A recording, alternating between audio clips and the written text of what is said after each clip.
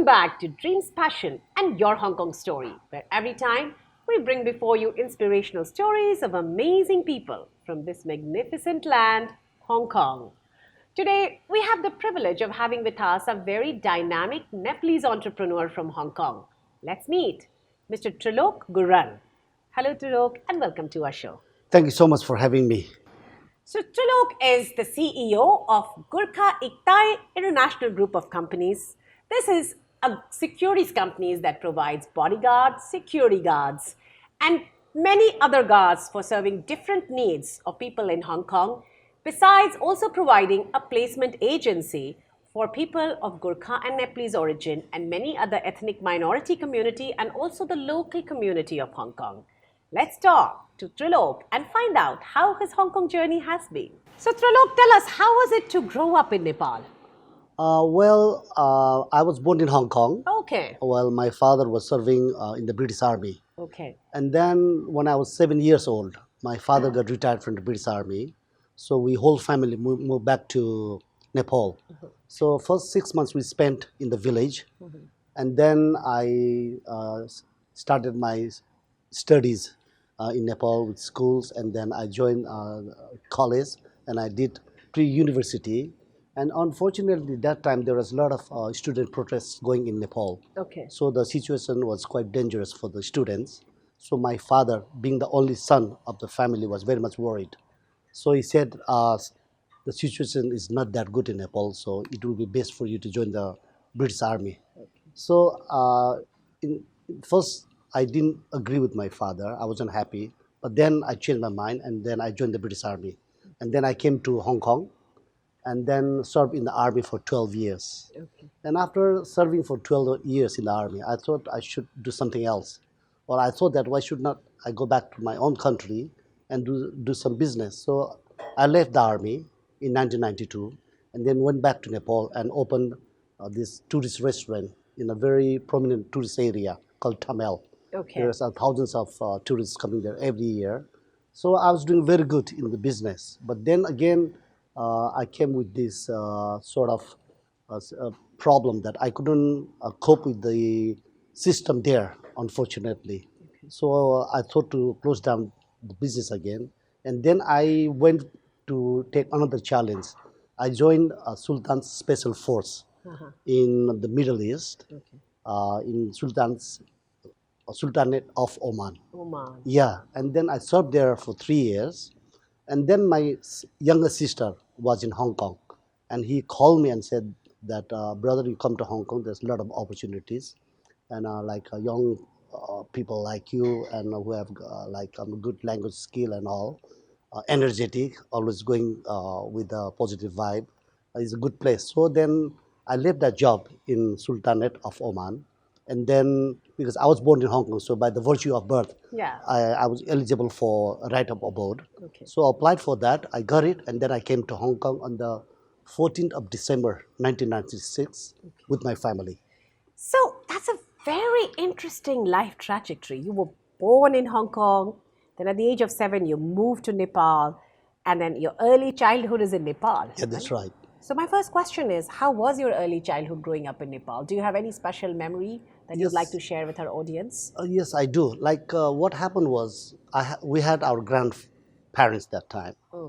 And then they didn't like to come to the town area. They said, oh no, I mean, we are born, brought up in the village, so we are happy here. So we were forced to go back to village. Okay. So then it was very difficult for us. Like all my friends, they used to do farming in that early days, and look after their livestock and all. So I used to be on my own for most of the time. And then like I had to go in the village school for 6 months because the school session was not started. Okay. So just to keep me being busy with my studies, my father enrolled me in the village school. Wow. Coming from a very disciplinarian family. That's right. With your father kind of also introducing you to a lot of local realities of the country where he came from. That's right.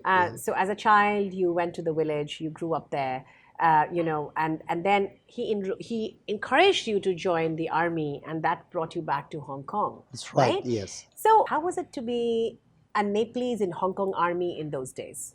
Well, in the British Army, Yeah. Gurkhas, Okay, yes, British Army, yeah, yes. they are highly regarded. I mean, Okay. Gurkhas are known for their, I mean, bravery, their honesty and loyalty Right. all around the world. Yeah. So I also followed my father's footsteps. Okay. So I joined the army, and during the training time, it was really, really hard. Okay. So I successfully completed my recruit training. Wow. Yes, and then I was posted to my regiment, Yeah. which is 1st Battalion, 2nd King Edward's On Gurkha Rifles. Yeah. And then I served there for 12 years. Yes. And then you went back to Nepal and became an entrepreneur. You decided to start your restaurant business, right? Yes, I thought that So what motivated you? I mean, I'm trying to understand being in army and then you go back to Nepal because you want to kind of do something for the country of your region. You go back and you decide to try something new, so you become an entrepreneur.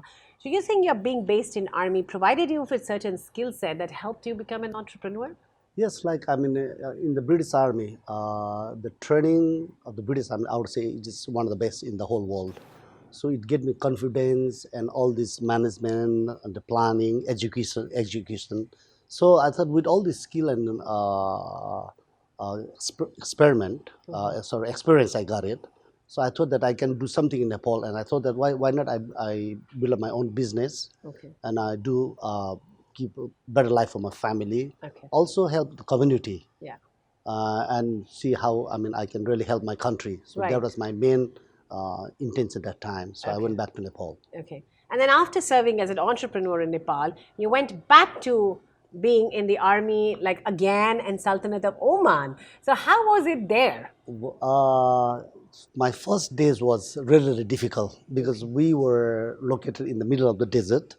So what you can see is all the sands, and you don't see much around, and it was all camels or the goats grazing around.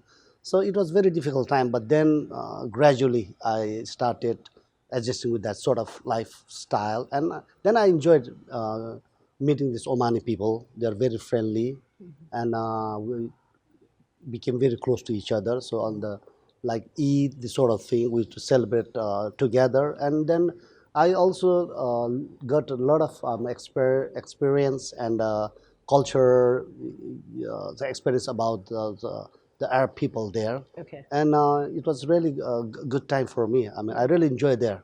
So 3 years. So after that, when you moved back to Hong Kong, what motivated you to start your present business? At first, I came here with nothing. Okay. Yeah, it was me, my wife, and we have 2 suitcases, and I had $1,500 travel check in my pocket. No, a proper place to live, no job, but I thought that I can do something in Hong Kong. So it was it's coincident. One of my friend actually sent his CV applying for the job in Jardine Security Court. Now it is G4S. And what happened was that when I went to pass his document to the admin office there, and I found my senior colleague working there, and he was very surprised to see me, and he said, "Hey, Trilok, you're in Hong Kong. Are you doing a job?" And I said, "See, I just arrived yesterday, so I'm here just to hand over this document." But then he's told me there's a lot of good job available with the Jardine Security Corps. Why don't you try it? And I said, wow, that's great. Actually, I'm looking for the job here. Mm-hmm. And then I applied for the job of security officer, and I was selected. So I went for 3 days training, and then I started doing the security officer's job. That was my first job after coming back to Hong Kong. Wow, so interesting. And then you started working as a security officer. And then what motivated you to become an entrepreneur? And then after working as a security officer for 7 months, I always wanted to try my opportunity with the construction. Okay. And that time, Hong Kong was building this 𝐶𝑘 International Airport. Yes. And it's very busy and they need so many resources. And I got this information that one of this British company called Costain International, they are looking for the logistics supervisor. So I went there and had this interview with my boss. And so I work as a logistics supervisor. And when we finished that job, then I joined another company called 𝐸𝐫 International. Okay. And I was their purchasing officer. Okay. And after that project, that was in 𝐸𝐵. And I worked there for 2 years. And in 1991, we finished that job also. And the 𝐸𝐫 International, they got another job in Mayfu. Okay. It was MTR station building. And then they posted me there. And I was appointed as a project coordinator. And then I worked there till 2003. Okay. And then the project also came to an end. And then we were going for the Disneyland. Okay. But very unfortunately, at the final phase, our company, 𝐸𝐫 International, couldn't get the job.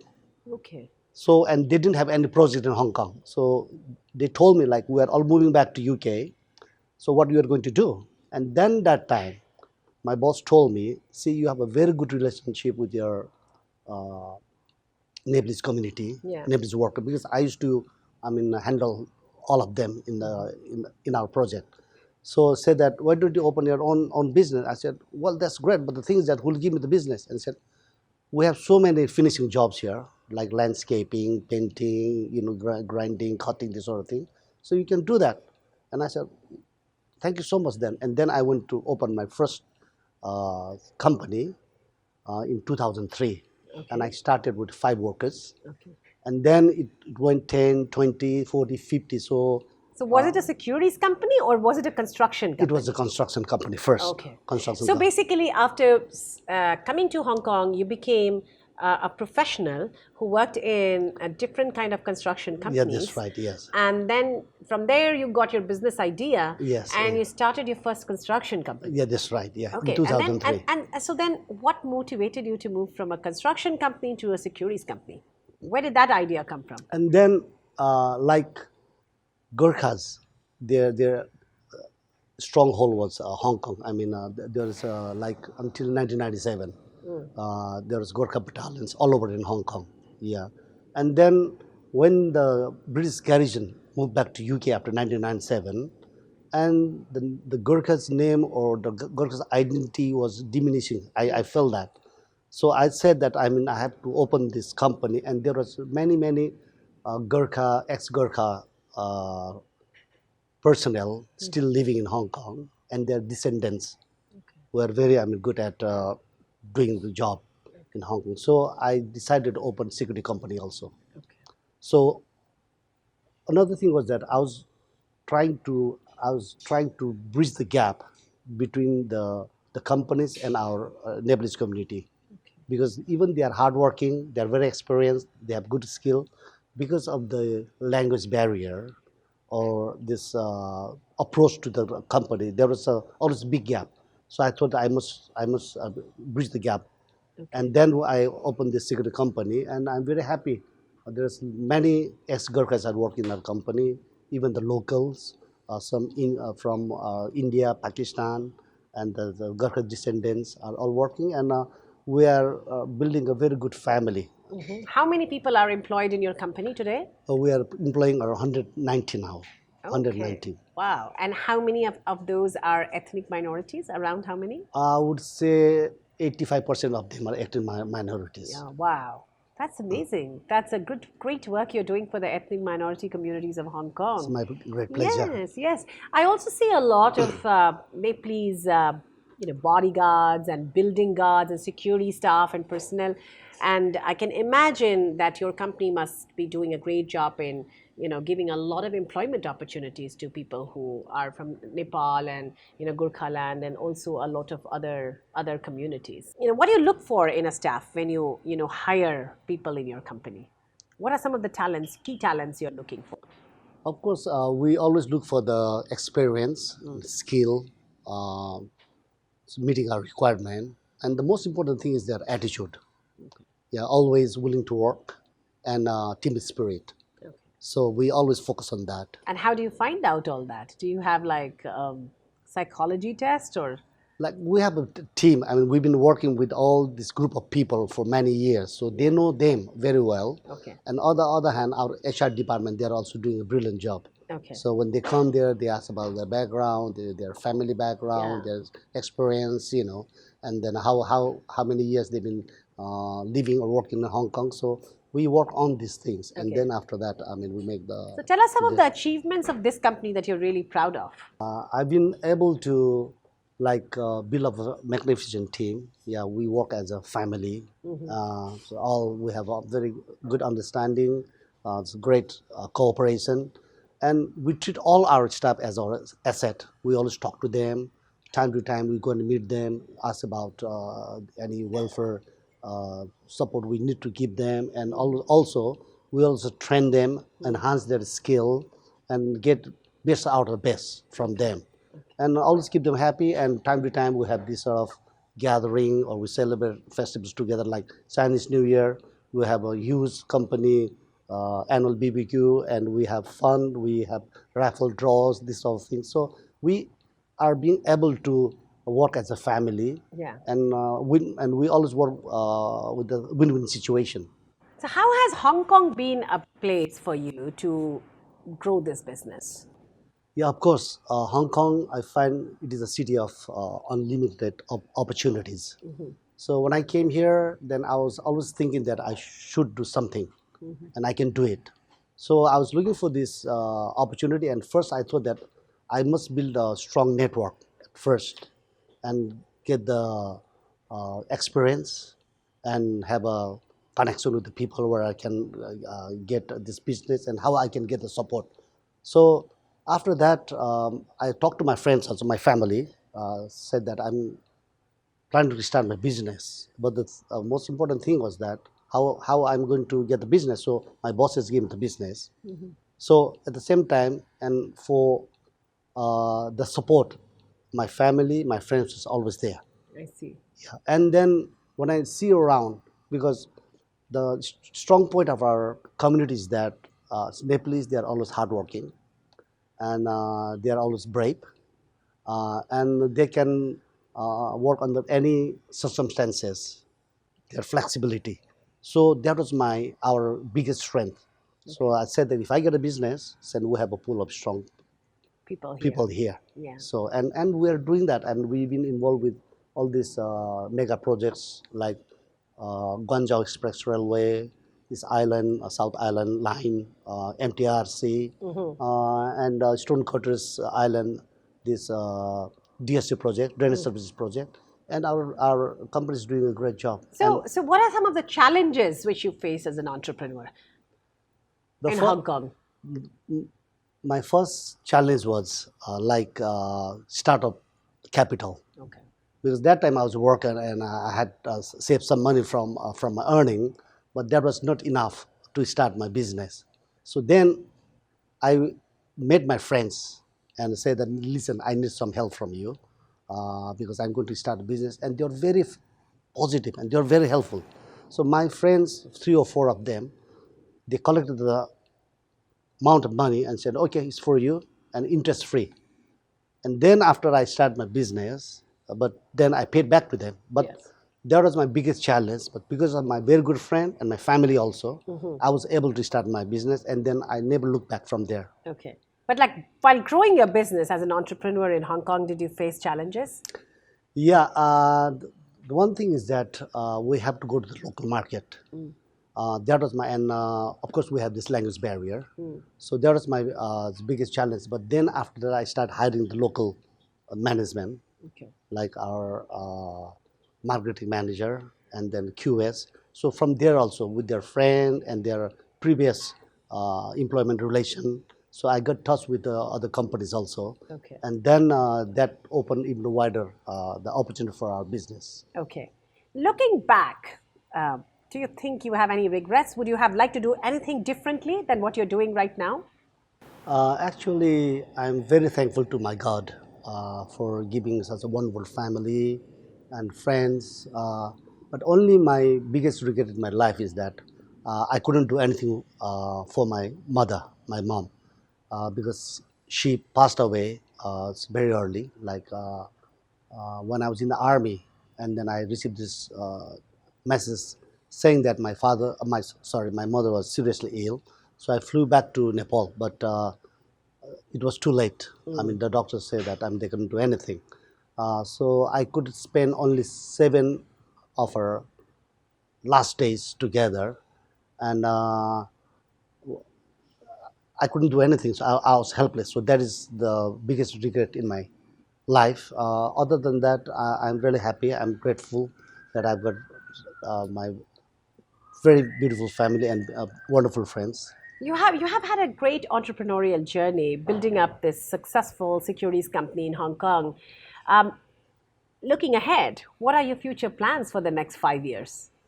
Well, another next 5 years, I'm certainly will be in Hong Kong because Hong Kong now the construction is getting busier. Like Okay. we have this third runway, it's a mega project coming up. Yeah, we are in construction business also. We have already started providing our resources there. Okay. There's about 50 our workers working there, and then this central Kowloon line is there, and just other big hospitals. So yeah, we'll be busy for another So, what five are to some of six the years. other projects that you are undertaking right now? We are looking for business expansion, like we are providing our security service to the universities here. So we are having meeting with other universities, international schools, and the commercial buildings, Okay. and high-end residential building. Okay. So I yeah, also heard that you are providing security services to Macau Casinos. yes, we do. Yeah? Yeah, and that's another story. My friend who used to work as a bodyguard of late Dr. Stanley Ho, he came and talked to me one day, said that, Trilok, I mean, our boss is looking for ex-Gurkha security officers. Can you provide? And I said, yes, I can. And then he said, okay, let's have a meeting. So we started doing our business with SGM. Okay. And then after that, there was open market policy after 2003. So the Sands, they came, and it's Galaxy, MGM, Win, they all came, and then one after another they started approaching us. So they are all our clients now, and all the Nepalese resources from Nepal were providing to all these casinos and hotels like Lisboa, Grand Lisboa. We got a contract for this newly opening Grand Lisboa Palace Okay. in Taipa, but due to pandemic, it's been delayed. Right. Awesome. And are you also doing some projects in Nepal now? Yes, I always wanted to do something to Nepal and Nepalese because even I live in Hong Kong and I was born here, but my heart is back in Nepal. Okay. And we have just built one CNG, compressed natural gas plant there. Is environmental friendly project. Actually, it's waste to energy. Okay. So we collect all this waste from the city areas and put in our plant, and then we produce this organic fertilizer Okay. and industrial gas. So that is our pilot project. Wow. And it was going very well, but again, unfortunately, this pandemic Right. hit So Nepal. you are in multiple businesses. You're in securities, you're at the same time in construction, and now you're entering renewable business. Yes, That's yeah. amazing, Trilok. Yeah, thank you so much. Yeah, I always like to learn new things and always like to take new challenges. And also, my biggest interest is to meet new people and get their idea, their vision, and share with each other. And if clicks on, then I go for another project. That's amazing. Okay, so are you ready for a rapid fire question round? Yes, please. That's getting to know Trilok's Hong Kong story in a bit more fun way. So, Trilok, life as an ethnic minority is fun in Hong Kong because? Because like Hong Kong is a multi-racial community, and like we are so close to each other, and we share everything. Like when there is an Indian festival, we go to the temple and do worshipping, and we really celebrate this festival together. And during the Christmas also with other ethnic Christian community, with Filipino and all, we go there, and so we celebrate that festival. So Hong Kong is really wonderful place for the ethnic minorities. I found that. Okay.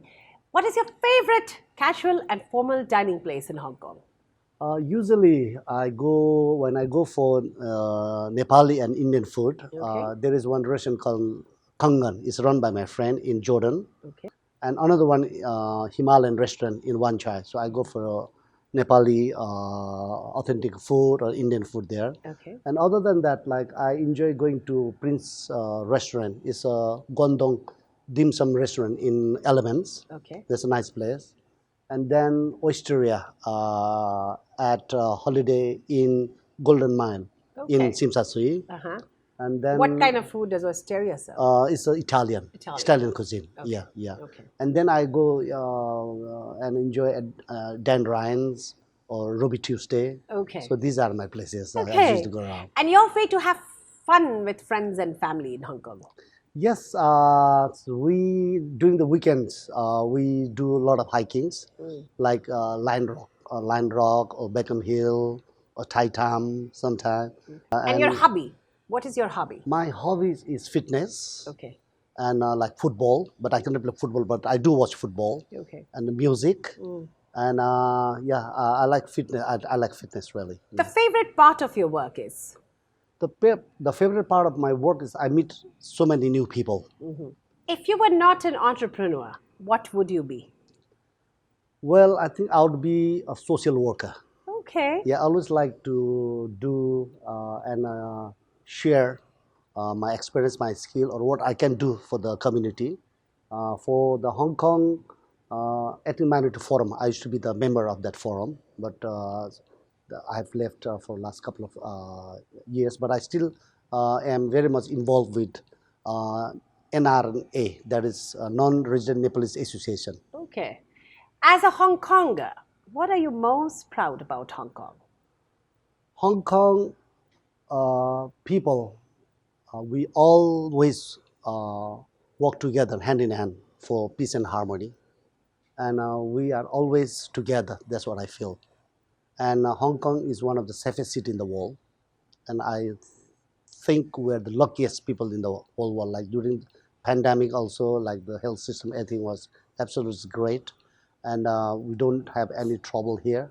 So Hong Kong, as you said, it's always moving forward. It never stops. That's why, I mean, there's a saying that it is a city that never sleeps. Okay. So that's what I'm proud of, and I really enjoy living in Hong Kong. Okay. What would you tell the global business leaders? Why should they engage with Hong Kong? Hong Kong is and will continue to be this dynamic international trade and business hub, and with the principles of like free trade and investment and low tax.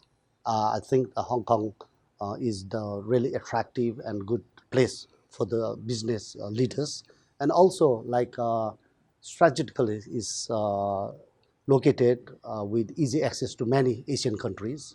Also, it's a gateway to opportunities in mainland China.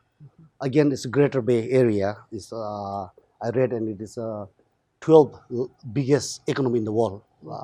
The thing is that like Hong Kong gives this business-friendly immigration policies, and also like we have strong skill pool of local talents, and it has a strong legal, finance, and banking system, and it is still growing economy. So I believe this is the right and the best place for the global business leaders to come and invest or do their business. How would you invite the 7+ billion people of the world? Why should they visit Hong Kong? Well, the Hong Kong's uniqueness is a compact size, vibrant lifestyle, and as we all know, shopper's paradise, and it's international, welcoming international community here. And as I said, Hong Kong is a city of unlimited opportunities. So I always enjoy here, and I always would like to welcome, or I always like to encourage the people around the world to come and visit Hong Kong, or if you like, come and work here and make your future. Thank you so much, Trilok, for coming to our show. And we wish you all the very best in all your future endeavors. Thank you so much, and thank you for having me on your show. Thank you so much. Stay tuned for our next episode on Dreams, Passion, and Your Hong Kong Story, where we bring you yet another fascinating story from this amazing land, Hong Kong.